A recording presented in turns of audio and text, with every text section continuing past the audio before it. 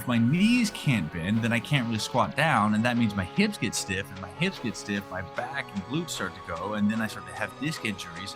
So you start to see is like, well, when I can't move the feet, my entire body starts to die from the ground up. Graham Tuttle, thanks for coming on the podcast. Could you start with an introduction of who you are and what you do, please?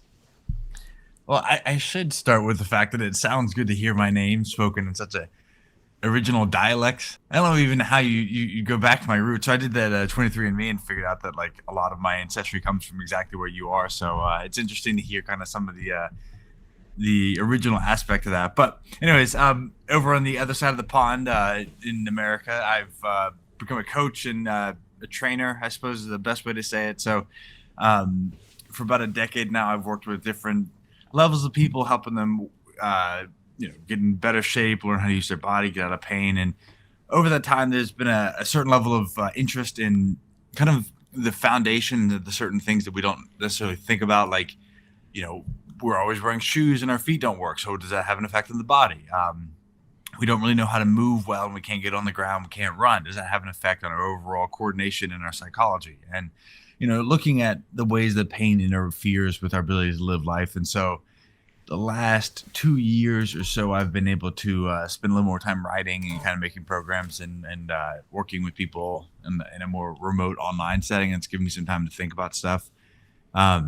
So at this point, I've got a bit of a history as a coach, a bit of a history as kind of a writer and thinker. So I kind of put those together and try to improve training and understand the human body. So there you are. Yes, that's great. I first came across your page on Instagram, which is at the Barefoot Sprinter. I thought this was interesting because I'd been into like minimalist shoes and stuff. So could you kind of like unpack that a bit? Like why did you choose that name, the Barefoot Sprinter? Well, I mean, it's catchy, right? It sticks. So there's a good friend of mine, Keegan Smith, who's been a longtime coach and mentor for me. But he pointed out that I would run and I was doing some barefoot sprinting on some of the stuff I would post. And he goes, that would really break my feet. That would be horrible. He's like, that's impressive. And I was like, I don't know. It just was kind of something I was doing at the time. And he was really the guy that pointed out this idea of like, you should run with this barefoot sprinter aspect. It's like there's something there. I was like, okay, well, that's interesting. And at the time it had been, so I've always had the opportunity to work in gyms that had some level of turf. So I'd say probably the biggest luck I had is kind of being around some level of like safe grass, flat environment. Even in school, there was a lot of big turf fields at college. And then the first gym I was able to work at afterwards had this big, it was like 30 yards by 50 yards. So it's like, I don't know, 30 meters by 50 meters roughly. It was this indoor turf field. And so you could kind of explore and play with some of that stuff. And of course, we could talk about like the synthetics and plastics, and that, that might not be the best thing, especially rubber chips. But that's second to the fact that when you're on turf, it's kind of safe. You can explore. You're not worried about stepping in a hole most times, and it's generally like a known surface, which I think matters a lot. So, anyways, around that time, early 20s, I started working at this gym and I was coaching, and I didn't really know. It's funny because even though you're coaching and you're working as a trainer, it's like that doesn't necessarily mean you know a lot about the body. It just means that you're in shape and someone else asks you to pay. It pays you to, tell them. Basically, it's like you could be a dog walker and know nothing about dogs. I think that's another way of saying it, because it's like just because you're in more shape than somebody else, like they're going to ask you just to show up and tell them what to do. But that doesn't necessarily mean you know the why or what. You just might be telling them what you did. And so as part of that, I was in a lot of pain, like patellar tendonitis and sprained an ankle, and had collapsed arch and turf toe and all kinds of like foot, ankle, lower leg, knee, and hip problems. And so I kind of started to get this feeling of like, I'm like 23, 24. Like I don't feel like I should feel this old. Like something feels off. And around that time, I looked down at my feet one day because.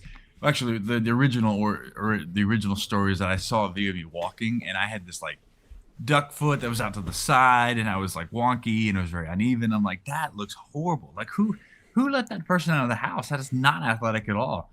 And I felt very ashamed. It was like, what is going on here? Like I've never even thought about this. And the point is, I looked down at my feet and was like, well, one doesn't look like the other, and I don't really have good control over anything. And so it's not something you think about because you're wearing like tight socks and shoes. And so I just started spending more time barefoot and moving and doing a lot more stuff in socks. And then I started asking my clients to do that stuff too. And I realized like they all have horrible feet and they can't move. And I would ask my clients to take their shoes off and they would walk around like they're still wearing shoes, like their feet were like flippers. And it was a really bizarre thing. And so that kind of rebuilt this idea of like, well, actually, if I work on my feet and can coordination and control, like I'm starting to control my knees and they feel better. And it started to rebuild from the ground up, so to speak. And that was about the time I started to change shoes and work on my running form. And I'm still, the problem is when you don't really know what you're doing, you still get hurt along the way because you jump forward too far into, like you change your running form too fast, and then all of a sudden you're running and you get shin splints, or are loading your big toe too quickly after you've never bent it for years, and then you get some type of turf toe, and it's like that's not great. So that progression led me to a point where, like, over the span of a few years, we're kind of backed into the idea. I started doing some more running and working on different levels of like sprinting and short distance stuff because I really wanted to be an athlete ultimately. Like I wanted to go and feel coordinated, feel strong, feel some level of like, oh, I feel like I'm in my body and I know what I'm doing. And then when the pandemic hit and we were mostly relegated to training outside, I was fortunate that I lived nearby the college that I went to school at, and they had a massive turf field. It was like, I don't know, a full football field and then some of just straight turf. So I just started to do more running, and it was, they had a full track lap, a full track set up on the turf field, and I would just do laps. And then I started to do more sprinting. And then I had a buddy that I gave my phone and a gimbal, and he just ran beside me and started filming. And then that started to catch on because it was a pretty clear demonstration of running, and people thought it was cool. And then, Keegan suggested the Barefoot Sprinter thing, and ran with it. And so here I am, almost like Batman, but a little bit different. Yeah, just a little bit. Yeah. Yeah, that's cool. I guess you kind of touched on it a little bit there, but if you go into a bit more detail, like I think a lot of people hear like, oh yeah, strengthening your feet and like using like barefoot shoes or whatever it might be, just going barefoot more often. I feel like a lot of people just think it's kind of like a bit weird and it's just like, what's the point of this? Like, why should we even bother like strengthening our feet? Like, how does that affect the rest of our body? So I think the easiest way is to look at the hand and the forearm. So if you were to look at your forearm and move your fingers, you would notice and feel of about 26 or 27 different muscles that are moving at like the strings of a piano. So if you you press the keys of a piano, the strings in the back of the actual, well, assuming it's not a keyboard, but there's strings in the back that are kind of pulling and creating this engagement with the instrument.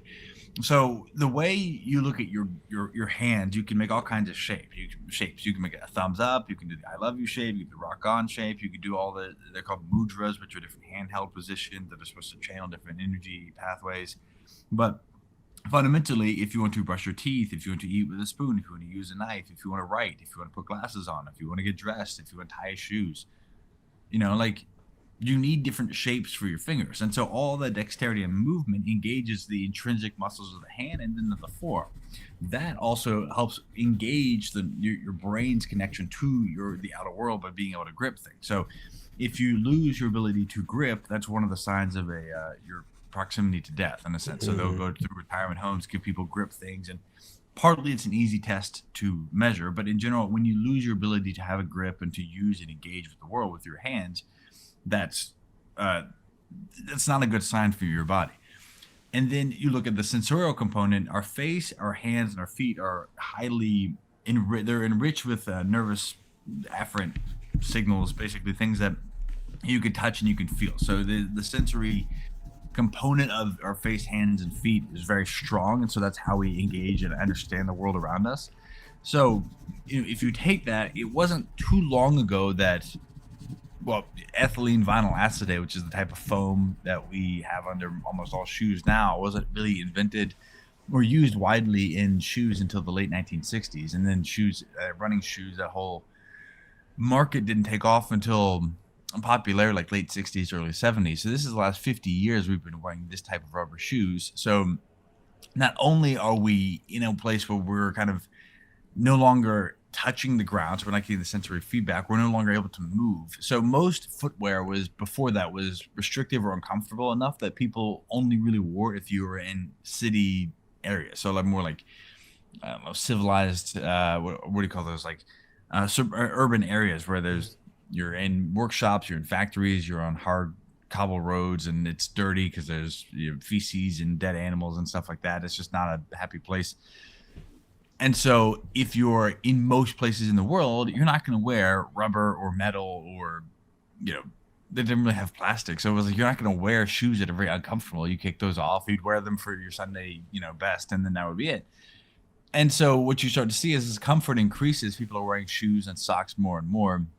And we no longer get this level of like connection. So with that, you have your corollary. So there's two parts here. There's the actual sensation, meaning you're not actually feeling anything on the ground. And so you can imagine if you're wearing a glove, for example, you're wearing an oven mitt, how limited your hands are. That's one aspect. If you're wearing socks, you can imagine the same thing. You no longer are feeling and you're not able to move. So that's one aspect. So if you were to take your feet off, you get a very, your skin like grabs the ground. You can feel the surface. You can tell what the temperature is, the texture, the gradient, how firm it is, if it's wet, if it's slippery. So there's a ton of feedback we would get from our feet. And then you're also not getting the ability for the 28 bones of your foot to move. And so those 28 bones, if you're wearing a shoe that has got a thick, stiff bottom that rocks, and you lose the ability for that to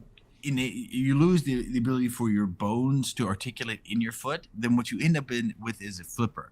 And so if I can't move you could take your hand, for example, and squeeze between the knuckle on your pinky and your index finger, and you can push that forward and backward. You can move. And so this is my uncle would do that. You do the handshake and then you squeeze in and just push forward and backwards like you're trying to smash those knuckles together, and then you can move that. That ability for your metacarpal bones, which are the bones in the meat of your hand, to move is really important, because that is what allows your hand to, if you punch something, if you squeeze something, it allows your hand to have a little bit of play, wiggle room. If it's all locked up as one thing, then everything gets over leveraged and you break bones. With the foot, we have the same setup. We have 14 phalanges, which are small bones around the toes. We have 5 metatarsal bones, which are long bones that make the meat of the foot. And then we have 8 tarsal bones that are 7 tarsal bones that are at the base of the foot, like under the heel, basically. So those bones need wiggle room and play. Otherwise, all of the movement from wearing a stiff shoe, inability to move those bones, and inability to articulate at the joints creates an over-leveraged space, and that puts too much pressure at any one spot. So this is where you see people with Lisfranc sprains, or let's say fractures, which is like a 4th or 5th metatarsal. You get a break in the middle of the foot, basically. Or any type of metatarsalgia, which is pain in the front of the foot. Any type of Morton's neuroma, which is a pinching or a loss of movement at the actual nerve interface in the front of the foot. All kinds of issues to start to happen where you're no longer able to move it, but the foot gets fragile. And now, if you then take that up the leg, so that's one issue, and you can kind of get away with that. So on itself, people are like, okay, sure, I don't need to be able to, I can't feel the ground, that's fine, but everything in my life is flat and, carpeted or paved, so it's not really that big of a deal. Okay, we can get around that. Oh, well, I don't really need to be able to move the toe of my feet because I got shoes, so I wear shoes for everything. Okay, that's fine. But then you look at, well, what happens when you can't move that? So this is the other piece of, just like we're looking at the forearm and all the muscles that are moving at the forearm, all of the muscles but there's about 20 muscles in the lower leg that then correlate to different parts of the toe and the feet. And so if I can't make a fist with my foot or move the toes, I lose engagement of that runs up through the calf, the lower leg, and the knee. And so now I look at it saying, well, sure, you may be able to walk around, but if your knees are killing you all the time, that's not good. Your calves are stiff, or if you got shin splints, or you got peroneal tendonitis, or let's say posterior tibialis tendonitis, or everything's locked up, that's a problem too. And so you start to look at saying, well, if my knees can't bend, then I can't really squat down, and that means my hips get stiff. If my hips get stiff, my back and glutes start to go, and then I start to have disc injuries. So you start to see is like, well, when I can't move the feet, I lose access to these muscles that then stabilize the lower leg and keep that fluid and healthy. Then things like running or movement become off the table or taken off the table because I don't have access to any type of supple foundational integration with the ground. And then my entire body starts to die from the ground up. It should not be lost on you that things like diabetes affect people's feet. And I thought about this a lot. I don't necessarily know if there's anything specific about the feet that would otherwise cause that kind of diabetic neuropathy or like this like loss of circulation, other than the fact that the feet are at the bottom of the body, meaning the gravity's pushing down, the vein you're not moving up. And so if people are generally getting diabetes, this is an assumption, but if they're not moving well or they don't have good engagement of their body, then guess what's going to go first? The part that they don't move. You don't, you get what do you call it, hypothermia, and you lose access to your feet. You lose the digits. It's not that your digits are special; it's just that they're not getting motion and they don't get the blood flow gets pulled out of them. So, in order to keep that, you have to continue to move your feet and your lower legs. And so, if you don't have good blood flow, varicose veins start to pop up. You start to get a loss of blood return. So your blood pooling, you get edema and pitting and swelling down of the feet. I mean, it's not pretty, but it's avoidable if you keep your feet moving. Yeah, they are like the first point of contact with the when you're taking force through your body from like walking or running. That is the first point of contact, and there's a good point. Like they call it the posterior chain. It's not just like the posterior separate muscles. Like it's a chain. Like they work together. Like foot. Hamstrings, calves, glutes, like all up, and also I guess into your lower back as well.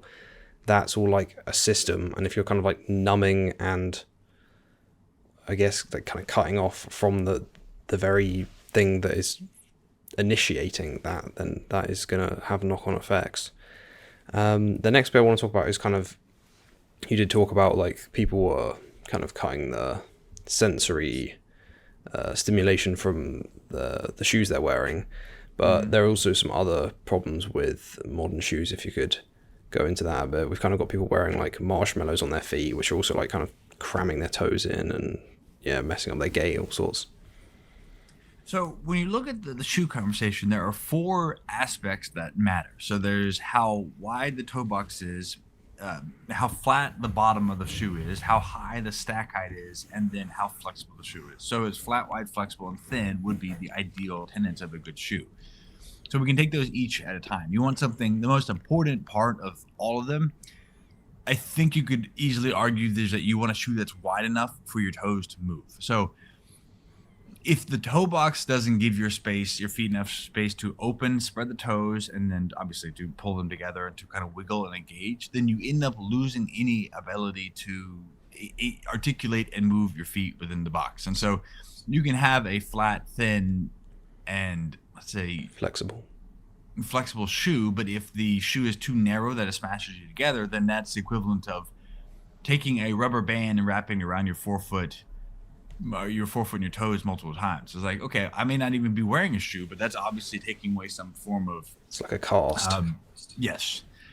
So then when you have the ability to move your toes, you want to make sure that your foot is oriented in a natural way. So then you want a shoe that's level. So your heel and toe are on the same level, meaning it's called zero drop is what you would consider that.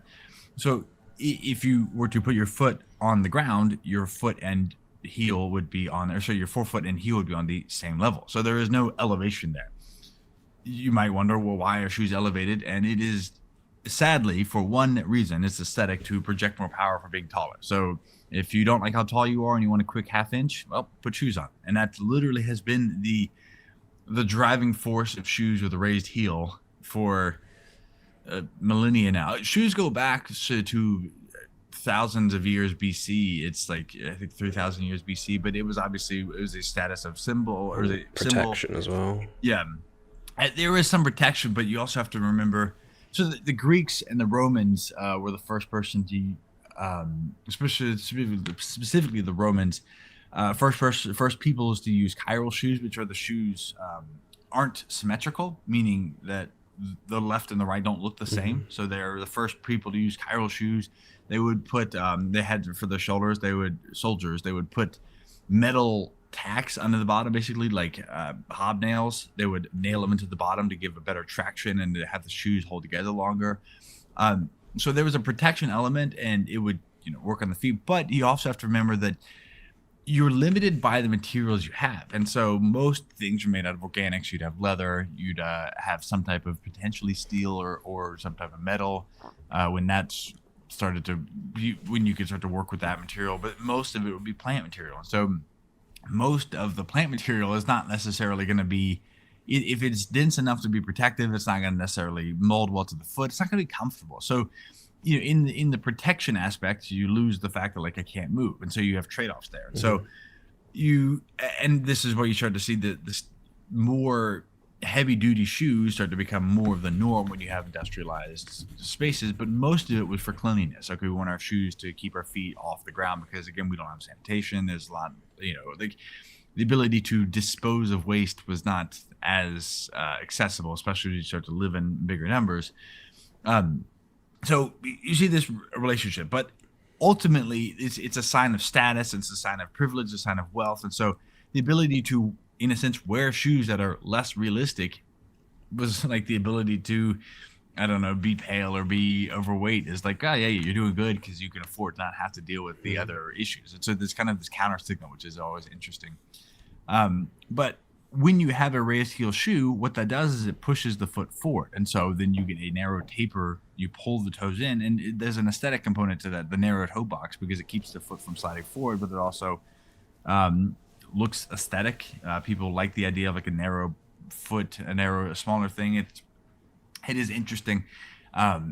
Just how the ideal of an aesthetic is almost like there's a body modification aspect to it as well. And I think humans have a long history of that, whether it's tattoos, whether it's piercings or like neck modifications or things. It's like, and in some signals you would want to clothe yourself and, like show that you're highly dignified and you're not one of the savages. In other places you want to like expose. It's just interesting how humans have this signaling, counter signaling thing that will always do it. But shoes have always been a big part of that, and they continue to be today. This is, part of the sneakerhead culture and people that want to walk around like, oh, what shoes you wear? And it's like, it's an interesting phenomenon. But those two things I think are the biggest issue primarily. If you can get someone, even if it's not super flexible, you can get someone to go from a narrow toe box shoe to a wide toe box shoe and one that's level, you do a lot of good there. The next most important would be something along the lines of a flexible sole. Your foot is made to bend. And so if you lose the ability to flex and extend your toes reasonably, then you lose the articulation that would happen over thousands or tens of thousands of steps. And if you, for example, you can imagine if you're trying to unstick a rusty hinge and you put some WD-40 or lubricant on it and you did a bunch of small little movements, you might be able to start to remodel and rework the tissue or the hinge, so to speak. But if you were to take a rusty hinge and put one large force on it, you can have a snap. And so, for example, one of my first clients, he was, again, wearing stiff shoes and never really, this is the whole psychology around stress. And he was overworked and, his body had gotten really stiff. His posterior chain, as you mentioned, was very tight and stiff. His back was always engaged. He was walking through a parking deck and stepped in a very small, insignificant hole and snapped his plantar fascia. Those are the kind of things that happen. And so ultimately, if you're wearing a shoe that prevents your foot from getting the small articulations and bends, then what you do is you have a stacking of that compounds to a stiffer foot, and that stiffer foot becomes less resilient. So what you also see is that when people wear stiff, then you can talk about the stack height in a minute, but when you have enough fabric underneath your foot and you have enough stiffness in your shoe, you can't really bend it. And so what you see is a necessity of having it's called a rocker. So you'll see where they curve. It's a toe curve. So they curve the bottom and the back up. That way you don't actually have to bend your foot. You just rock between the steps. And so that's where the curved sole comes from. But ultimately, the point is, if the shoe is made out of fabric, you don't need, we can come back to the idea of support for your feet. That's kind of a misnomer and a misleading directive. But if your shoe can't bend and flex and you fold up, then you lose the ability. The harder it is for your shoe to bend, the harder it is for your foot to get those small articulating things. And so if you're in the journey of working to reclaim your body and have some mobility and movement, which I think we all agree is a valuable aspect, then you want to start to stack little wins where you can. And if you're making it harder for your feet to get those smaller bends, then you end up setting yourself back because your feet aren't starting to remodel themselves with motion. So last is the stack height. So that's the height of your foot off the ground, and it's really how much fabric or material is under your foot. And so typically this is measured in millimeters, and if you look at a true minimalist shoe, it's going to be 3 to 8-ish millimeters, which is about the density of the sole. And so the more extreme minimalist shoes are going to be that 3, 5, or 8 millimeters, and then you can get some padding underneath. It's a rough definition of what exactly is minimalist. But what you see is the extreme opposite of that, where you get, Hokas with an inch and a half or 2 inches of padding underneath, which are, as you said earlier, modern day marshmallows, which is insane. The risk of that is the higher you get off the ground, the more leveraged your ankle gets. Meaning, if I step and the thing rolls sideways, I'm much more likely to sprain an ankle. And so this is where people that wear uh, raised heel shoes, high heels, stuff like that, is much more likely to sprain an ankle. So those components, and the other side of that, if you go lower, it's not like you're necessarily getting extra brownie points for being able to feel the ground, because you do have a disconnect with socks and shoes. So there is something to be said for wearing shoes at all does create a break. But in general, the thinner the shoe, the more control, the more balance you have. I think there's a sweet spot, which is about 8 to 12 millimeters for most people. And if you're really sensitive or just getting started, something like an Ultra, where they 22 to 24 millimeter, something along those lines, can be fine. One of the bigger misconceptions I think people have about this idea of like stack height and minimalist shoes is that you get, like, the lower is better in a sense. And I do think for some settings. So for example, I wear my Vibram Five Fingers, which are like gloves. I mean, at this point I've kind of worn them down. So it might be 2 or 3 millimeters of padding underneath, or just even of connection, because it's like there's nothing. It's basically like a glorified rubber sock underneath my foot. But in that setting, if I'm in a gym, then I want to have as much close grip of the ground as possible. And I want to be able to bend and move the toe. But once you get out of that, it's like I'll go for hikes. I like wearing them for a lot of stuff, so I'm kind of weird about it. But for most people, it's like you're gonna step on rocks. The world is not necessarily soft, and don't let perfect be the enemy of good. And so most people will go in and they they think that they have to like wear the lowest, the most intense shoe possible. It's like you're not getting brownie points for being tougher or for having lower shoes. And so realistically, if you're starting off, just grab something that's anywhere 12 to 24 millimeters and have some padding underneath, because it just makes things more comfortable. Because the biggest thing you got to realize is that there's a phenomenon called earthing or grounding, which is when you touch the surface with your skin, the surface of the earth or conductive material. Our body's made out of these kind of, mostly about these six basic elements: hydrogen, phosphorus, nitrogen, oxygen, carbon. Well, that was a big one, and so on. So those, in the same way that if you touch something that shocked you or electrified you, you would get zapped. There's a level of that which is, you conduct electricity. And so if you're in water and electricity or lightning bolts strikes the water, you're going to pass through that and you can get electrocuted. So the earth, broadly speaking, because there's a potential difference in the atmosphere where there's a positive negative differentiation in terms of electrons, and that creates this potential difference that then is the impetus for lightning strikes that strike the earth. And there's about 5,000 lightning strikes that happen across the earth at any given moment. And so we're constantly so as more air rises, it creates this difference in the potential that creates the lightning that drives, shocks the ground, and basically creates this almost unlimited stockpile of unbound electrons that are in the ground. So the ground is typically a negative voltage store. And when we touch the ground, we exchange and conduct those electrons, which helps to offset inflammation and basically keeps our body in the status quo environment. So the way you look at inflammation is there's reactive oxygen species which are released in the body that are basically dehydrate, like an acid. It pulls hydrogen electrons out of cells to dehydrate them and to basically break down either dead cells, broken cells, or I don't know, things that the immune system is trying to tackle. And so that creates this excess. And so the rampant inflammation is kind of like the idea of a bull in a china shop where we're kind of constantly knocking things over. And so if we're touching the ground, we have a exchange of those electrons that comes into the body and satiates that. And so we don't get rampant inflammation. We still have an operation where we're cleaning things out with this reactive oxygen species, but we don't have this continuing swelling and like breakdown of the body. So if we aren't touching the Earth's surface, any type of conductive natural organic surface, or we're not grounded, meaning there are grounding pads where you can basically, it's the same day if you look at the third prong on any outlet where there's a grounding piece that basically that just goes into the ground, and it offloads any excess electricity into the ground. And if we aren't grounded ourselves, then we lose that connection. And so even if you're wearing the most minimalist shoe with the least stack height and is flexible and is perfect, if you have that rubber underneath you, you're no longer touching the Earth's surface. So at some point when you're wearing a shoe or anything that impedes your capacity to touch the ground, you've lost some piece of the equation. So, don't let perfect be the enemy of the good, meaning if wearing a shoe that's uncomfortable is stopping you from wearing something if the shoe being uncomfortable is stopping you from wearing something that's functional or minimalist, then meet that in the middle and see what you can do from find a little bit more padding underneath. But no shoe can replace what you get from being barefoot, basically. Mm-hmm.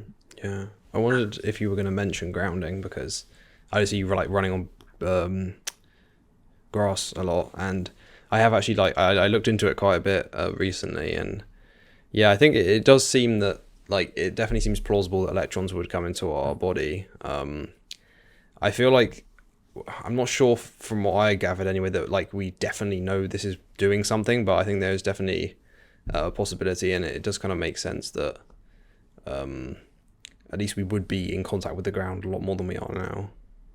Well, so that's the interesting thing I think about often is for example, Wim Hof. I'm sure you've heard of him, and there's the people. He's this Icelandic. I think he's Icelandic, but this guy who's set all kinds of world records for breathing, and what he's changed kind of what we thought was scientifically possible with the autonomic, the subconscious nervous system and our immune system by how much you can control with the breath.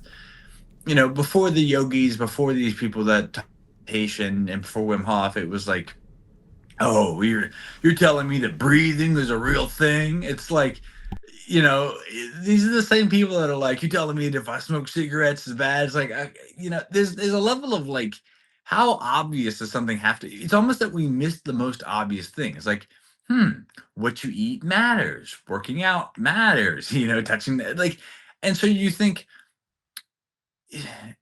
in a sense, sunlight. It's like we go through what I call the dark smart ages, or maybe the smart dark ages, however sounds better. But it's like once we get a tool, we get the scientific tool, we can start to test everything. It's like, you get the show me the study thing, which is people that are too lazy to empirically explore for themselves, and so they want someone else to scientifically validate that they're alive. It's like, how do you know I'm conscious? Well, show me the study. How do you know you're telling me this fire is going to burn me if I touch it? It's like, I don't know. Let me see this. And it's like, there's a level of stupidity that happens where people are we lived in contact with the sun, with the sunlight, and then, or the Earth's surface, or breathing, or clean water, and constant movement. It's like, there's a handful of things that we just have always existed in, and they're so obvious that the question of what, is this doing anything, is what do you mean by doing anything? That's the interesting thing, is if, for example, you look at children who get love and touch. It's the idea of well, all the kid needs is food and shelter, right? It's like, and why are they dying? And so this is one of the things I forget where, how far back this is, but you look at orphanages where they were doing they were doing some of this empirical work and studying, and they realized kids used to not survive very well in orphanages. And they're like, well, they have food and water. Don't they have everything they need? Do they have shelter? It's like, yeah, but they're not getting love. They're not getting touch. And if you have a baby that doesn't get physical touch, then there's there's a high mortality rate. And so, empirically it makes sense. Like, do you like to be touched? Do you, I mean, some people don't love to be touched, but everyone, like, appreciates, like, at some point, the tender caress of a loved person. And it's like, at some point, the thing feeling good is a sign that there's a valuable mechanism behind it.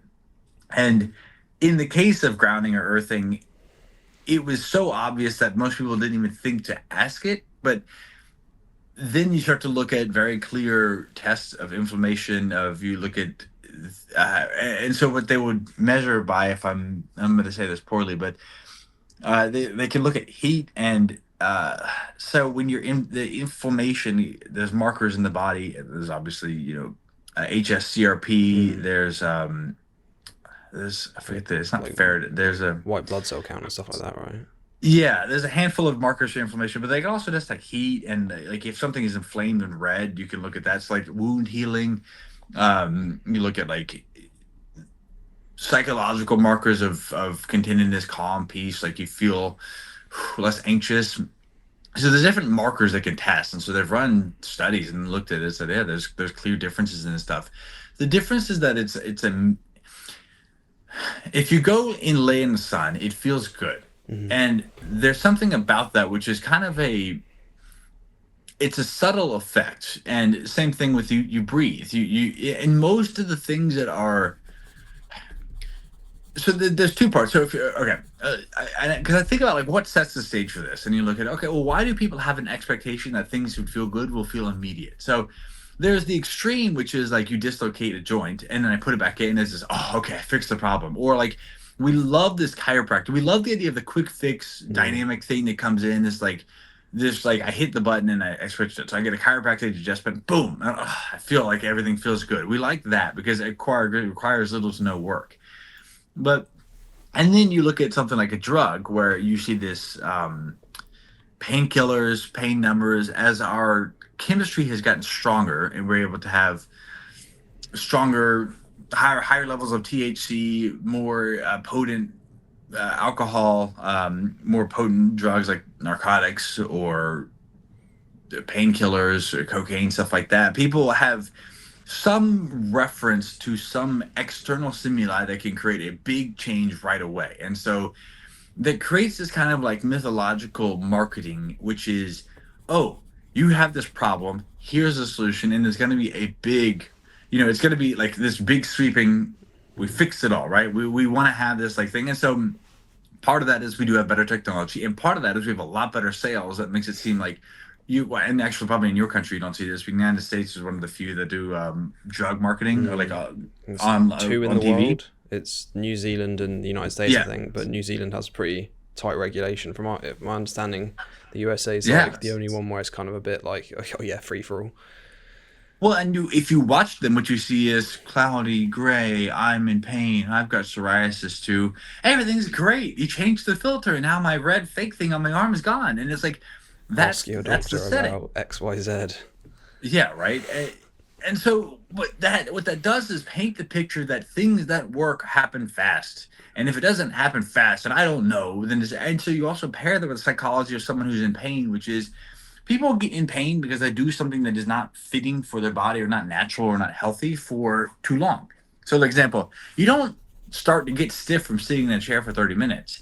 You get stiff from sitting in a chair for 30 days, 30, weeks. And it's like it starts to add up, but it's a little Mm. thing. So we don't get fat by eating one meal. You get fat by eating poorly for years, eating too much. And so, those are the kind of things that like we don't want to take the medicine that matches the cure, which is little small things to ease into it. Is like Mm. the things that happen too fast, good or bad, are destabilizing. They're called injuries, and so it's like you get overwhelmed. And so ultimately, I think this creates this bias where people undervalue small and subtle positive changes and undervalue small and subtle negative changes in favor of the big quick fix. And they want to avoid it's ironic, like the idea of one of the stuff I've been working around a lot recently is the idea of like falling and rolling. Mhm. um and so, falls after a certain age are the most deadly thing that we have. Like, they're more deadly than cancer. Is if you're 60, the worst thing you could do is fall, because that will throw you Crack a your hip, cascade of other go events. into hospital, you lose your muscle Yeah, mass, etc., etc. absolutely. So, but if you want to work on falling, the reason people have fall so poorly is because they stop doing all the things that could put them in a possible. They stop running, they stop jumping, they don't leave the ground. They have handicap rails, and so by doing the things that you think keep you from risking falling, you literally put yourself in this case where you're going to fall because the small like the subtle training tools where like I'm not sitting on the ground anymore, I'm not rolling around anymore, I'm not jumping, I'm not running, I don't feel confident, I can't move my neck independently of my the rest of my torso.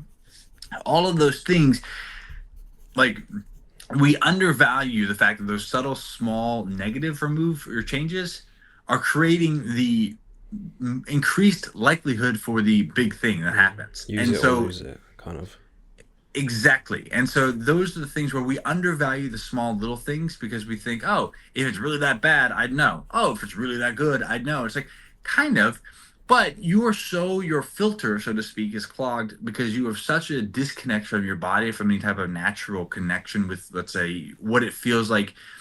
Okay, for example, if you eat an apple or a blueberry and you're like, oh, that's weird. It just tastes like water. That's because your sweet sensory has gotten so warped by Coca-Cola and high fructose corn syrup that you can't taste the sweetness of something that is naturally sweet. So, honey is incredibly sweet, Mm.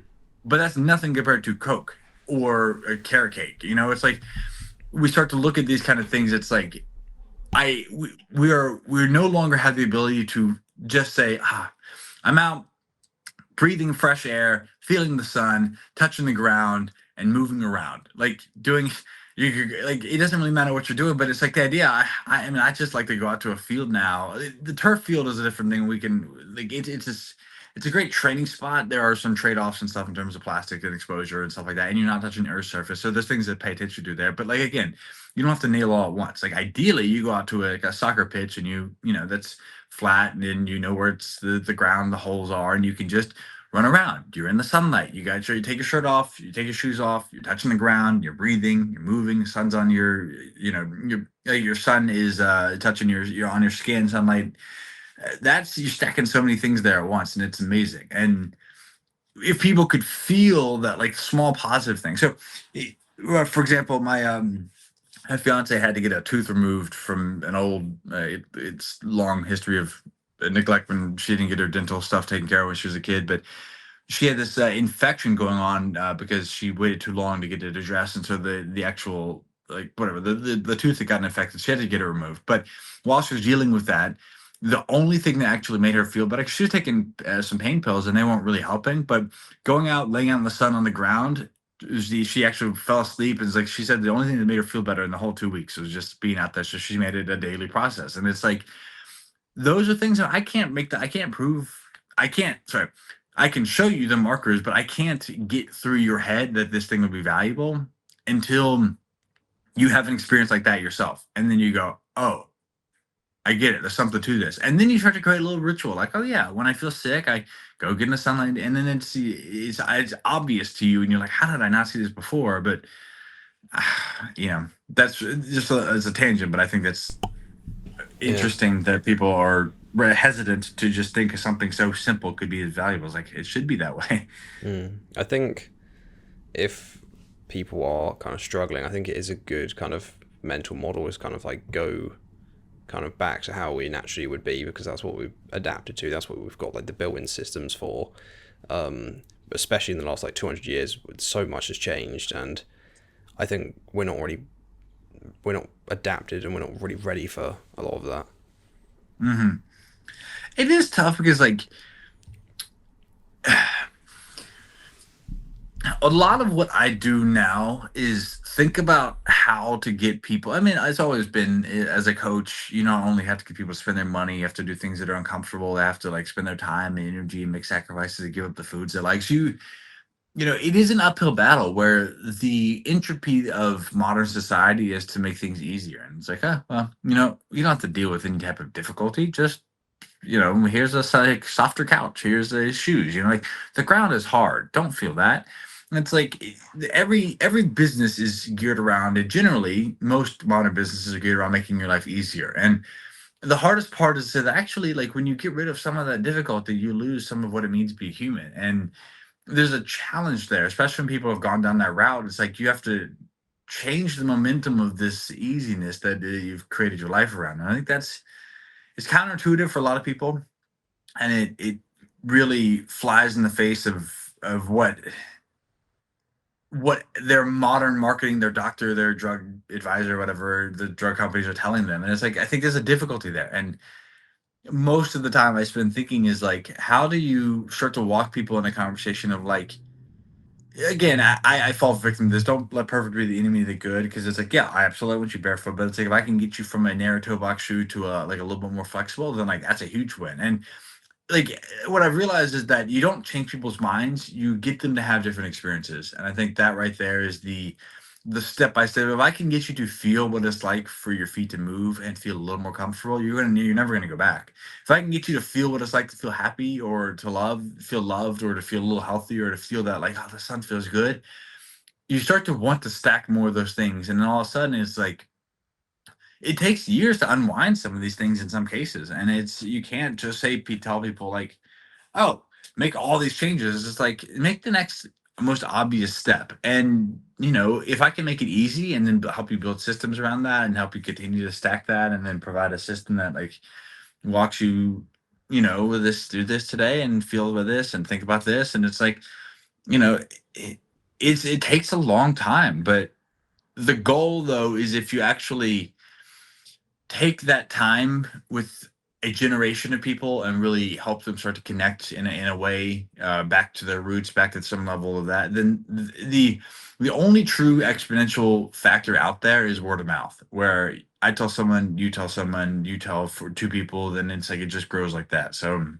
I think that's the hope we have, is like if we really just pour into one person in our life, or maybe two people in our life, then it's exponential. Then and then they, in a way that they feel loved and connected, and then they want to go and become quote unquote converts. Then it's like, but it doesn't happen at the mass level. It just happens really changing people, maybe making people feel one thing one at a time. Yeah, yeah. And there's this quote I like from Dr. Jack Kruse, and he says like, knowledge is power.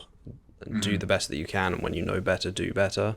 I think that's like Yeah. a really important point, that it doesn't have to be like you don't have to go to like perfect tomorrow. You don't have to change everything, and that's not realistic anyway. But when you do know that you could do something better, like try and stack those small wins, like you were saying. Yeah. But because otherwise it's like then you get into the more religious side of things. It's like you should only eat this, you should only wear these shoes, or not wear these shoes, or you should only, and it's like I think of it, it's not, I've been thinking about this idea of like 95%. There's this company I really like, I wear their underwear, it's called Nads, and they have their boxer briefs are like 95% organic cotton and then 5% elastane, which is some type of like elastic fiber. He's like, well, there's some people want the 100%. I'm like, yeah, but life is never 100%. It's like in no circumstance is everything perfect, because we all die at some point. It's like everything is inflammatory at some level. And if you get caught up in this idea of perfect, it's like, oh, 95. It's like if you get someone that's doing 80%, like that's pretty good. It's like the power laws, 80/20, in the sense where you get the Pareto distribution. So it's like, I've got kidneys and I've got organs that'll filter out the rest. I've got, my turbinates in my nose will filter out if the air is not perfect. It's okay. My body will filter it out, and my liver, my kidney will filter it out. It's like there's a reason we have this stuff, and we don't live forever. It's like there's this kind of myth that if I do everything right and I'm 100% perfect, there really is a pass down of the puritanical perspective of like, I have to be perfect in the eyes of God. So if I don't nail everything, and like if I sin at all, then I have to go and like purge myself and be clean. It's like, well, guess what? You're a human. You're never going to be perfect, and it is what it is. So it's like trust that your body has some built-in filters to handle that stuff, and it's like do, as you said, do the best you can, and when you know better, do a little better, and just know like the idea of this 100% obsession, this like perfection obsession, is like it's never going to get you where you want to go, and it's only going to end up making you burnt out, and you're always going to miss something. There's always something that like some pollutant we didn't realize, or some whatever, like something is in the air. It's like it's always going to be that way, but it's just making your life livable, I think, is a big piece too. Mm, yeah, especially if you're in pain and like struggling, then obviously there's a lot more motivation to move. Yeah, and that's I think there's the difficult part is that pain I think is the only there's death and pain in some sense. Like we're not necessarily guaranteed to feel pleasure, but we everyone will feel pain, everyone will die. And so but the pain is so destabilizing in some sense because pain is like a gas that fills a vacuum. It expands to fill the container, whatever the size of the container is. And I think that's a difficult thing because when you are in pain, it feels like you are pain. It feels you have become pain. And that's all relative. Like if I stub my toe versus I lose a finger, like I remember, or I don't know, you snap a bone in half or whatever.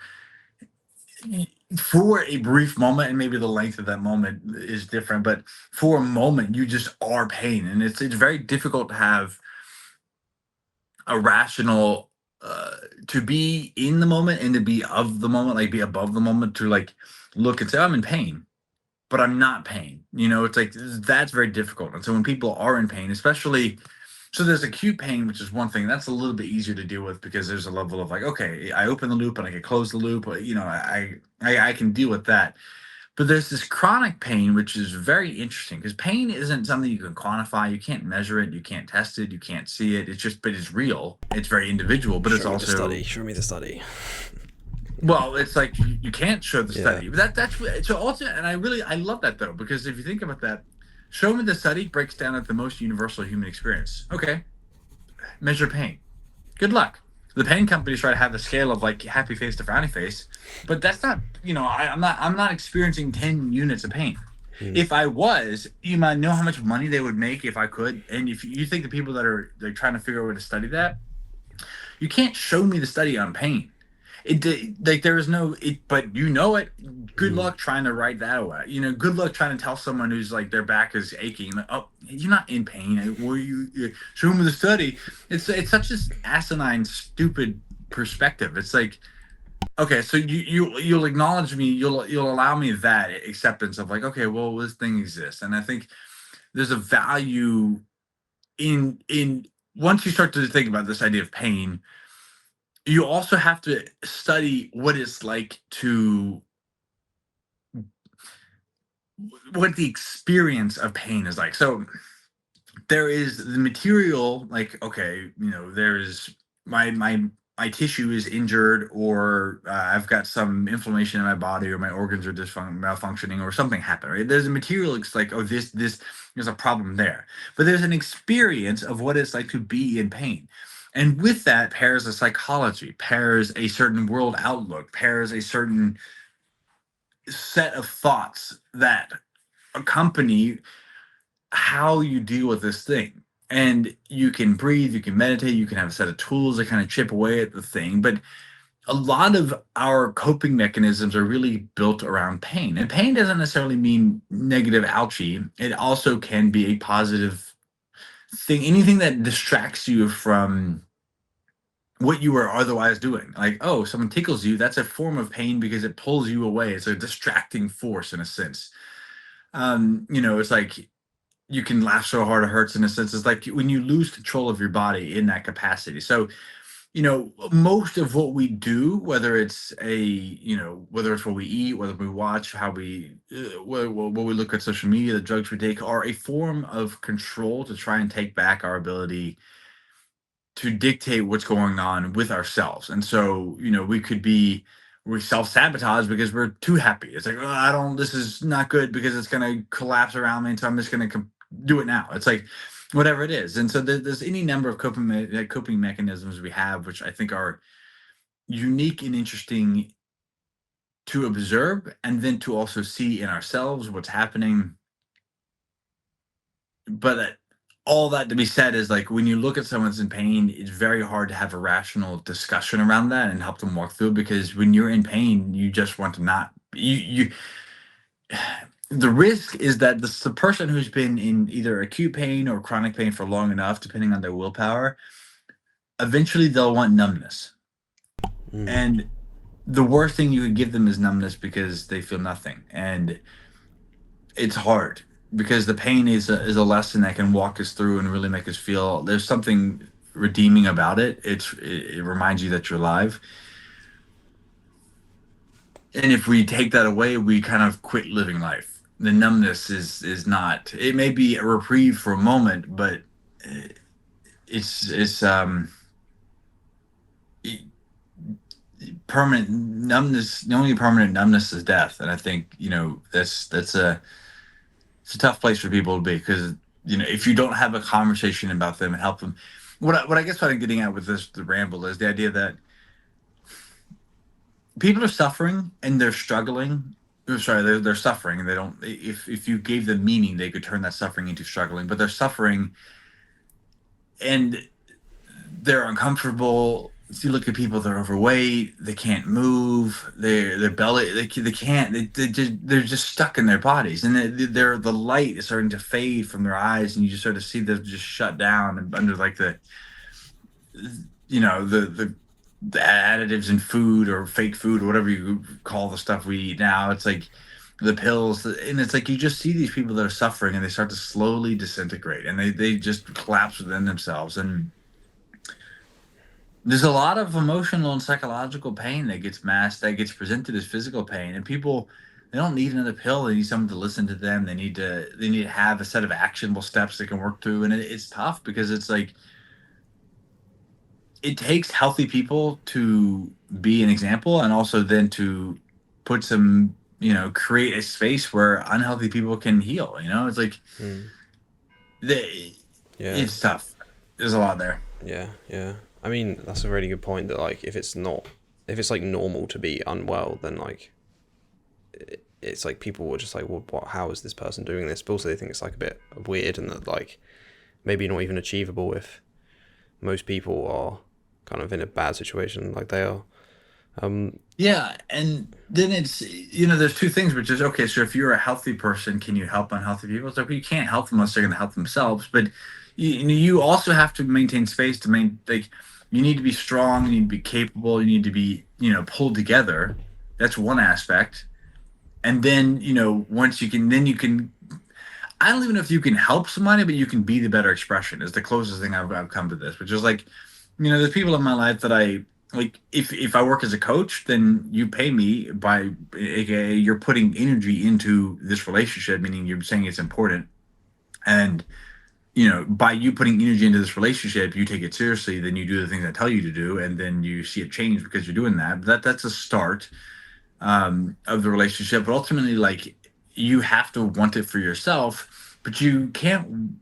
I don't know if you can want what you can't see. So the idea is like the best thing we could do is to be the better expression. And so it's the physician heal thyself. Like, instead of talking about all these things you're going to do, like go do them. And then at this procession, this Buckminster Fuller idea, 90 degrees off of what you're doing, people will be inspired. So people that are in the sidelines watching you will be inspired if it's in their purview to be inspired, and you'll be the better expression. And they may ask you to be their coach, which is tell me what you did, and here's some money, which is stored energy, and then I'll do it because that means I'm taking it seriously, and then I'm going to see the results once I start getting moving. Then I'll figure out my own path and go there. And but you can't if your intention and goal is to change other people, they will run away. Because mm, the one thing people do not want to do, they're avoidant, they're conflict averse, they don't want to talk about it. They just need to see you doing it. And if someone watches you doing it and they don't let on to it, or they don't ask you about it, or they don't make changes, they either aren't interested because they think that they either think it's above them, or they're beyond them. It's for whatever reason you're not the person that's going to be able to give the message to them. They're scared, yeah, or mm, you're not living in alignment like you think you are. It's one of those things. Like they're either seeing the ways you're being a hypocrite, they're scared and not ready to do it, and they think it's above them, or you're just not the person that's going to give them the message. I think it's one of those three. So at no point in those can you do something directly to them. mm. And I think that's the hard part. People that try to change other people die in the frustration. Yeah, yeah. I think that's a good point. So from like your experience with coaching and maybe like your personal experience, how if someone is willing to change, but say they really are in like quite a bad physical condition and mental, I suppose, how do you kind of start to help them find a way out? Daily walks. That's really. I mean, like you have to make it something that's like because the reality is it's the 10%. The greatest the biggest change someone will see in their health is when they lose the first 10 pounds. The biggest change they'll have in their overall like mental state is when they do that first 10%. It's not this thing of like I have to have this overall life help. When you have they've done the study on rats or mice where they put them in water and then they would, let some just drown. They time how long it took them to drown. Then they take some and they pull them out, let them dry off, and they put them back in. The mouse would survive like far longer. Mm. So it's not we have this thing where we think, oh, when I'm healthy, I'm there, I've got it. It's like what humans, the dopamine is not the pleasure of it's not the pursuit of pleasure, it's the pleasure of the pursuit idea. To quote Robert Mm. Sapolsky, it's like it's the dopamine is the hope molecule in a sense. If you think about it, it's like, oh, I have hope, therefore I'm at peace. So it's not the having, it's the striving for. And I think that's the biggest piece is like if you can give someone a plan and even if it's just the illusion that this is going to go somewhere, then they feel at peace, which is why you see this like from a religious perspective, you see people like why do people do these cults or whatever? It's like you see these kind of like crazy stories about people that like get sucked in these long because they have hope. They felt like something was good, and they don't necessarily if they don't have another hope, meaning like a bigger plan or a bigger connection or something that seems more grounded, they're going to go with the best possible thing they have. And so if that hope is just, oh, there's going to be another season of my favorite show, then that's what they're going to do, but if that hope is like, oh, all right, I'm going to go for a walk. And, my person that I trust, my coach said, do this, I'm going to do this 10-minute walk. Then I'm going to do that. And so then they go out and if the thing you tell them to do links to a guaranteed experience they will have, which is why drug dealers are so successful, because it's like, hey, you don't like to feel better? Hey, this will take care. And it guarantees them to have an experience. That's solid. So if you can start to break things down to like, what are the most powerful, potent things you could do? Go for a walk for 10 minutes outside. Right? You get sunlight, you get like a visual break, you get distance with your eyes, you get sunlight in your eyes, on your skin, you get movement, you get blood flow, you get fresh air, you get a bigger perspective, like the cathedral effect. A 10-minute walk, it's like, okay, and then they feel better. So then what they're going to start doing is saying, oh, wow, like for a few minutes, I felt good. I felt better. I want to do that more often. Mm. So they might start taking more 10-minute walks more frequently. They might squeeze them in after a meal. Then they realize, oh, I actually feel a little bit better. I feel more energy. And then they start to naturally, there's a progression in the relationship, but you would, if someone's really connecting with these things, then they start to feel like, well, actually, I'm walking. So, they might skip an energy drink. They might skip like the fifth cup of coffee. They might skip a beer. It's like, okay. And then the way you get someone to change your diet is not by forcing them to change your diet. You let them eat. It's like you slowly change the proportion from all bad to no good, to mostly bad to some good. And then they start to, even that proportion starts to feel a little bit better. And then they notice that when they eat the good meal, so to speak, or the real food, and they go back to the other one, it's like, I felt really bad after I ate that. It's like, oh, see? Their body starts to, it's like you get a little wedge. If you want, Momentum. you ever see those massive rocks where people like break them in half? They drive the stakes in and then they just hit them. It's just like a little tiny thing, but the stake eventually cracks the whole thing open. Naturally, people will give up because they don't have someone that'll sit there and just like, hey, just do this thing. And then they take a few times to do it. And it's like, but if you set the thing so small or you make it part of a community, part of an identity of like, hey, we all do our 10-minute walks, we're going to come out, or a neighborhood. These are like the power of the track. It's like, a lot of people do this when they have kids because their kids get them out of the house, get them to do something different. And it's like, they go to a kid's sport and they get plugged into something. It's like, something that gets people into a little bit of a routine where they have an exposure and an experience of something that's meaningful. And then once they have that experience of something that's meaningful, they start to develop momentum of their own. But it only happens, I think there's only two things you can do for people. You can remind them and you can educate them. You can educate them on something that they didn't know, meaning, hey, I didn't know about grounding. That's interesting. Oh, wow, cool. And, the best case of the serving the study person is I would love to learn more about that. That's the healthy person. The negative, toxic show me the study is I want to be lazy and I want to make sure that I want to find a reason for why I can't. So that's what they're looking in the study. They're not looking for the study to understand why. They're looking to understand a way out. And then you can remind people People, most of what we need is the, yeah, I already know this. And that's what the David Goggins, that's what most of Joe Rogan, that's what these like big figureheads that get out there. It's like they're just reminding you that, hey, don't be lazy. Get up and go for a walk. Do the thing, like stay hard, whatever their little Yeah, catchphrase is. It's like, Mark Bell, strength is never weakness. Weakness is weakness never never strength. It's strength. like, yeah, strength is, I should, yeah. And like, those are the things. And so the most powerful figures we look at, like the superheroes, there's these same tropes running through the same storyline, the hero's journey after years and years and decades and centuries, Yeah, even. I was gonna say that a lot of Yeah. the modern like self improvement, self help stuff does go back at least to like the Romans, like we were talking earlier, like Yeah. Stoicism, and probably even Yeah. earlier than that. Yeah. It's, I think it's Proverbs. There's nothing new under the sun. It's like, okay.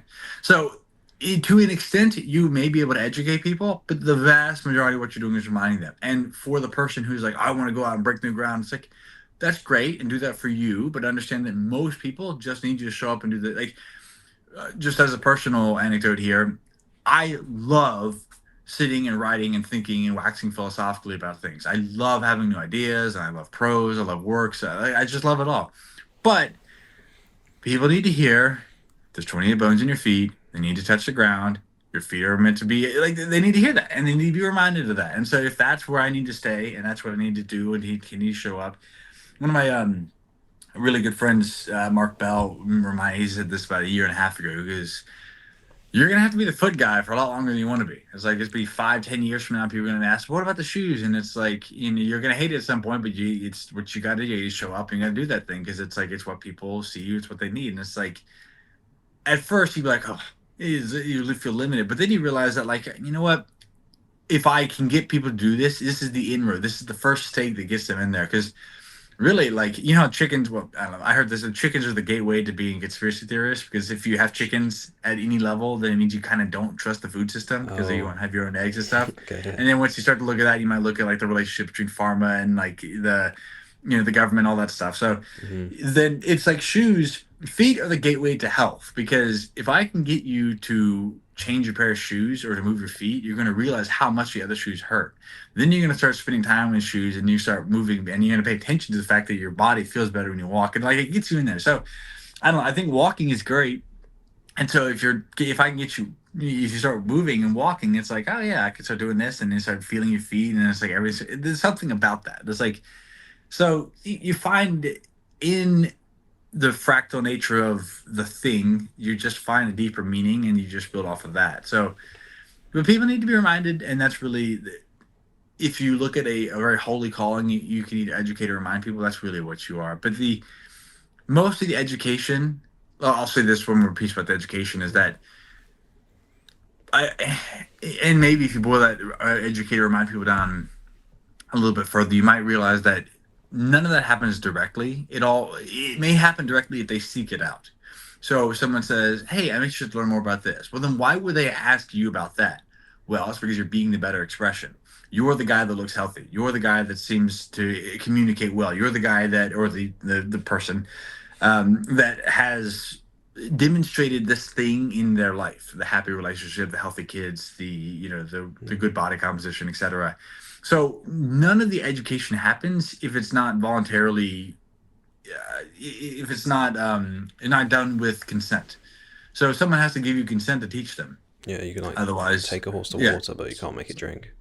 exactly. And so ultimately, the only thing that really matters is go out and be the better expression, which I think this seems silly to some people, but I look at most of my work day, in a sense, I get up, I read, I do my writing, and then I spend 3 to 4 hours a day, 5 or 6 days a week training and doing jujitsu, running on the track and doing that stuff. And I've struggled with this a lot because if you look at like the Hormozy types who I look up to, I really like, or the people that work in this kind of like, you have to stay focused, you have to do this thing. Your job is to add productive the outputs. It's like, I do wonder, it's like, well, some of this may seem like self gratification. I'm just doing the thing I like to do and it's not really work, it's not productive. But every single growth I've had has come from a development with my body. There's a corollary to my movement, to my ability that happens with the physical, emotional, mental growth, spiritual growth that makes me better as a coach or as a business person. And I it's hard to like quantify, but I do feel like part of my job is to go out and train. And Yeah, well, that's. whether, I'll just throw in quickly that I think the yeah, example given is like, I think it's like Michael Jordan, how a lot of like top NBA players, once they got good, they started kind of doing other things like sponsorship deals and like mm, adverts, whatever. But that, and like buying all this like materialistic stuff, but then they were focusing on the thing that got them that was the basketball. But Michael Jordan was like, no, I'm not doing any of that. I'm just focusing on the main thing, because mhm. if you focus on things that, like, you need to keep focusing on the thing that got you all the rewards, otherwise the rewards are going to go away, if that makes sense. Like, you are known Yeah. for having you're the barefoot sprinter guy, right? Like Mark Bell said, Mhm. if you, I mean, I'm not saying you would completely stop, but if you like started like not doing it as often, then like that's kind of the thing that got you to where you are in the first place, if that makes sense. Yeah. I think that, and that's, there's a piece of that which is, if you want to look at life this way, like you have something that's inherently, and this is how I choose to look at it, but you have, for whatever reason, something that's intuitively or inherently interesting to you, meaning it just means something to you for whatever reason. I don't know why. I always like to do this, and maybe that's conversation, maybe that's, and I think there's layers under that. So what seems on the front end, maybe it's like, oh, you just like to run. It's like, well, there's a deeper thing that you're exploring that may not be immediately obvious, but point is, there's something that, if you want to call it, is yours to do, to understand, to learn, to explore, and then you, through that avenue, by doing something that seems repetitive on the outside to other people, but to you seems like a constant exploration of a little bit deeper each round, each iteration, you develop some new awareness, something that encourages and inspires other people to come along. And I think that there's a process of that is the work of your life. And that's kind of how I perceive things. And the other side is that it feels good. It's that, I think it's Roger Bannister. I don't know who or what it was, but it was like, when I run, I feel God smile. It was that idea of like, you know, for me, there's a level of like, yeah, I also, in a sense, is not just the running, because to me it's like the sprinting part matters a lot. I could be the barefoot runner, but I'm not. It's like the sprinter. It's like, well, what are the things that you have to be? It's not the sprinting; it's the fact that you can sprint. It's like, what are the things that you need to be able to do to be able to sprint barefoot? It's like there's a whole lot of other pieces, and it's like, okay, this is kind of reclaiming your humanity. So if you keep going, you find something meaningful, but it all happens through this like inner exploration. And it's weird to say that part of my workday is spending 2 to 3 hours training, because that seems kind of self-indulgent and like, oh yeah, you're just doing the thing you like to do and calling it work. But it's, and maybe there is a better that I don't know, but the it does seem to me that like I wake up and that's just the thing that's like, yep, we're doing this today. This is it's. I built my entire. I don't know. It's a strange thing to try and grapple with. Especially as we're trying to redefine what it, not trying to, the idea of work is redefining itself in that capacity. Like, I don't have to spend 4 hours a day foraging for food and water and making sure that the basic needs are there. So what does it mean to work? It's like, but to explore this idea of like being, and that I think is new territory, and so that kind of deserves a new perspective. But it's different to consider things with a broader lens. Yeah, I like the way Naval Ravikant puts it, that like if you want to become the best in the world at what you do, like you need to follow your own obsession, and that if you go around trying to be like a little bit too deliberate, you just won't pick the right thing and you won't go deep enough in on it. That's really good. Yeah, I do see that a lot of. You seem to have a, certain. I don't know. There's a certain affect about the way you are approaching this. Just even in the, and this is assumptions based off of first impressions. But I've, in the circle, you get a lot of young guys that reach out like, "Oh, what do you about this?" And there's a whole genre of people that are interested in this. Like self improvement, growth. It's like the biohacking, but for like modern business kind of thing. It's like, I want to go and have the all the money and do the online thing, and like, it's the struggle porn and self improvement game where people like want to listen to all the podcasts and do the whole thing. And I'm sure you've flirted with that, but typically the guy that's 18 to 23, 24, there's a level of like desire to skip the long middle of any new process, meaning it's like, oh, I'm gonna suck at this thing for a long period of time and it's not gonna be fun and I'm gonna be miserable. It's like that.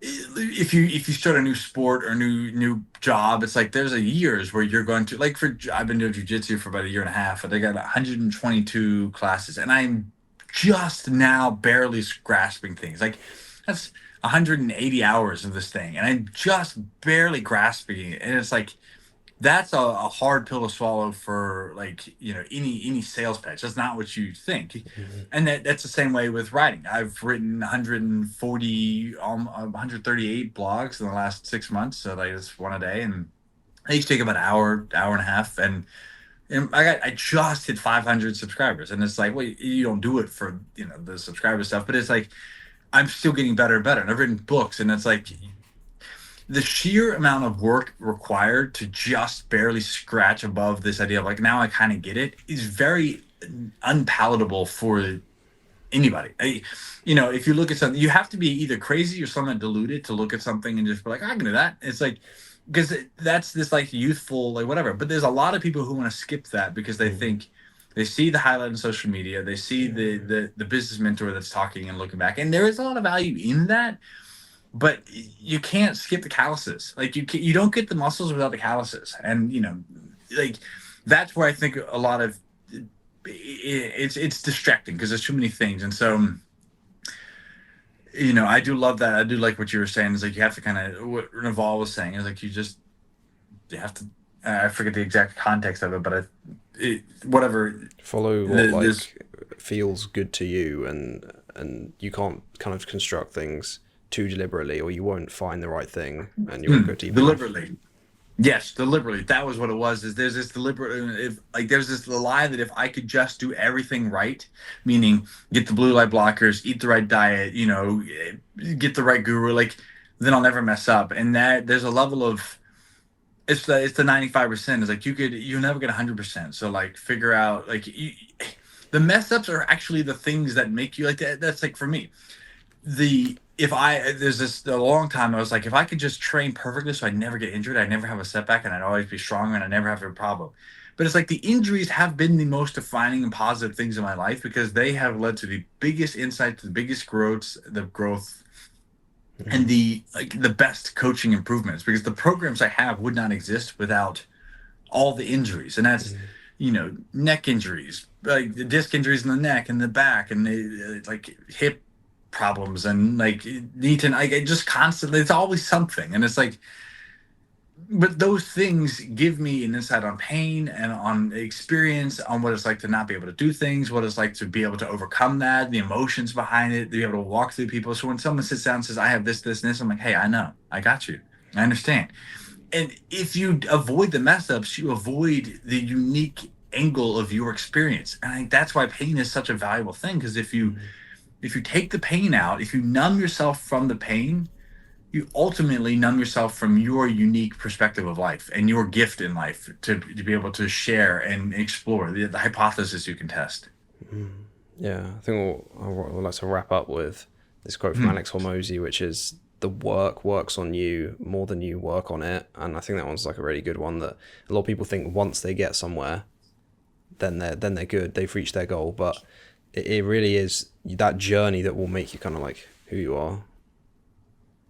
That's beautiful. That's beautiful. If you like that quote, you have you read the Resist or sorry, War of Art by Stephen Pressfield? No, I haven't. I've heard of it though. Yeah. I am reading it. I heard about it. I listened to several podcasts with him, and I really, like heard about his thing, and I was like, yeah, yeah. And I was like, I found it at a weekend. It was a little trip 2 weeks ago, and it was just on the shelf. And I heard the first third of the day. It's a quick read, but it is so good, Yeah. so good. It's so good. It's just a kick in the ass. I mean, literally, that's what the blurb on the bottom says. Kick in the ass. It's so good. You'll love it. And it's really really worthwhile. All right, sure, I'll check So. it out. So yeah, where can people find you? It's grahamtuttle.com, and then on Instagram and YouTube at the Barefoot Sprinter, and your blog is And TikTok too. TikTok. Yeah, So, go on. Yeah, I'll just let you say it. Yeah. oh yeah, yeah. So TikTok, Instagram, YouTube at the Barefoot Sprinter. The blog is the Daily Sprint, which I share that elsewhere. I would say that's probably my most proud thing at this point because I really like as an exercise and learning how to think, writing is just amazing. And really using the some tools to help refine the writing. I mean, like it's an editing app, so I just break it down into like lower reading rate levels. You get better and better at being able to explain, and then you get more formulated ideas, and then you can articulate well when it comes to a podcast.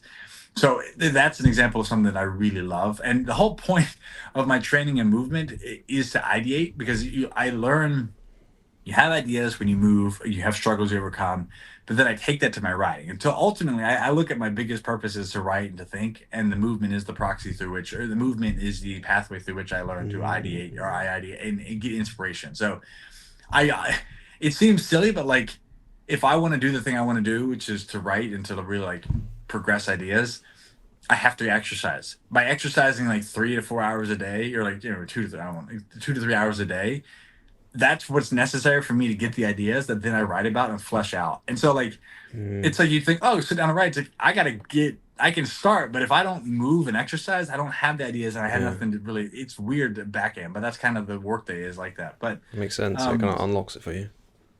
I when I start sweating and moving, it's like I just have this. The muse speaks, and it's amazing. So the daily sprint is where that's a free blog. Dailysprint.substack.com. Yeah, yeah.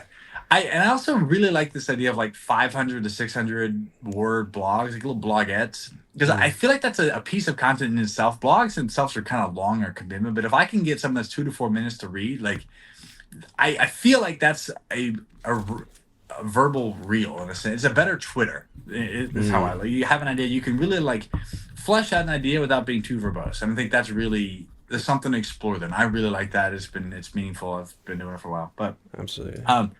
Other thing, if you have foot, ankle, lower leg, any problems, my flagship program, I've now made it free. It's Functional Feet. It's on a platform called Get Learn World, which I'm going to shift all. So I probably won't. I don't know enough about the domains. I have to shift my domain name over, but go through the link in bio to Instagram, and I'll put this on my website today to direct people to it. But this is a program I spent 4 years making. I rewrote the entire book 3 times, redid the training 5 times, had sold it 3,000 times, and now it's given away for free. So I really want to help people go through that process. It's the first step of a bigger academy vision I have for people. But if you have foot, ankle, lower leg pain or want to work through that process, it is free and it is very valuable. And yeah. So you can get that link in the bio on Instagram or email me. Contact@grahamtuttle.com. Yeah, sure. I'll put the links to all of those in the description. I would just quickly say that I don't know if you are aware of this, but Derek Sivers has quite a good blog. Like he talks about driving 1 point home in one of his blogs specifically. That it's kind of sounded like what you were saying there. That people try and do too much, but if you can just get one idea and just really dissect it. All right. If you email me that, if you have it offhand, shoot me the email. I'd love to read that. Yeah, Derek sure. Sivers, he's him, Seth Godin, those guys are amazing. And both those guys blog. And like Seth Godin, I think has written a blog every day for years, like decades almost, or something like that. I mean, I don't know if it's been decades, but like you look at the guys who, when they're 30, 40, 50, 60, 70, that are having these profound ideas that change the world. It's like, what did they do for the last 30, 40 years? They wrote every day. It's like, that's a lot of writing, but you know what? You start when you're, it starts when you're young, and you have to build who you want to be in 10 years. 10 years prior. Yeah. All right. But thanks, Graham. Thanks, Jen. This has been fantastic. Appreciate you. It's been really interesting. Thanks for doing this. All right. Talk to you soon. Appreciate you. Have a good rest of your day. Bye. All right.